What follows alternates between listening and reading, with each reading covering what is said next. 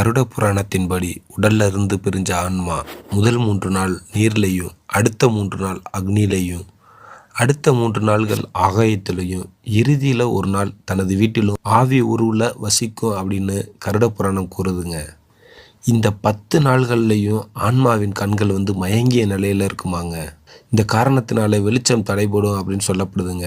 அதனால தான் இறந்தவங்க வீட்டில் 10 நாள்களும் விளக்கேற்றி வைக்கப்படுறது வழக்கங்க. அந்த விளக்கோட வெளிச்சத்தில் இறந்த ஆன்மா தான் உழவுன வீட்டில் எளிதாக புழங்க உதவும் அப்படின்னு நம்பப்படுதுங்க. ஆலயங்களில் இறந்தவரோட ஆன்மா இறைவனோட திருவடிகளை அடையணும் அப்படின்னு வேண்டிக்கிட்டு மோட்ச தீபம் ஏற்றப்படுதுங்க. மிக பழங்காலத்திலிருந்தே இறந்தவங்களுக்காக ஆலயங்களில் மோட்ச தீபம் ஏற்றப்படுறது நடைமுறையில் இருந்து வர்றது நம்ம எல்லாத்துக்குமே தெரியுங்க. அதாவது ஒருத்தவங்க இறந்துட்டாங்கனாலோ இல்லைன்னா அகால மரணம் அடைஞ்சாங்கனாலோ கோயில்களில் மோட்ச தீபம் ஏற்றணும் அப்படின்னு அகத்திய பெருமான் கூறியிருக்காருங்க. இதிலிருந்தே மோட்ச தீபத்தோட தொன்மையை நம்ம அறிஞ்சுக்கலாம்.